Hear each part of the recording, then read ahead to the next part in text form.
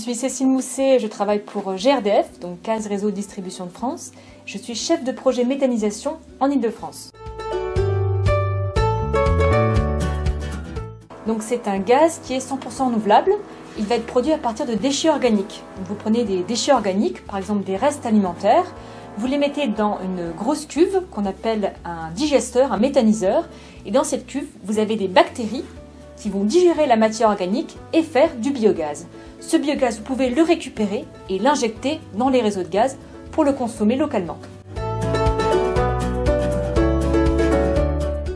Alors, vous pouvez faire plusieurs choses. Si votre collectivité a mis en place un tri des biodéchets, c'est-à-dire comme aujourd'hui on peut collecter le verre, le plastique, demain on pourrait collecter les déchets organiques. Ces déchets organiques, vous pouvez les trier et ils peuvent aller en méthanisation.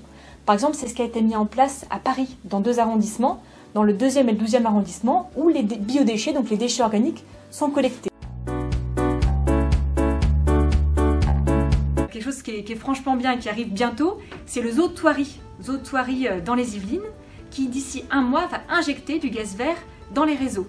Donc à partir du lisier, du fumier des éléphants et des girafes, vous allez produire du gaz vert qui va être consommé localement. Que d'importer finalement du gaz naturel qui vient d'autres pays comme de Russie ou de mer du Nord, vous allez produire localement de l'énergie renouvelable à partir des déchets organiques. Alors c'est une possibilité effectivement. L'ADEME a fait une étude récemment, là en janvier, qui s'appelle en 2050 100% de gaz vert. Donc elle a étudié est-ce que c'était possible de se projeter en 2050 avec 100% du gaz qui serait produit localement à partir de déchets. Et la réponse est oui, effectivement, il y a le potentiel en France, chez nous, pour produire 100% de gaz vert. Donc on peut se projeter dans ce monde, effectivement, en 2050, où on est au cœur de la transition énergétique et 100% du gaz est renouvelable et produit localement.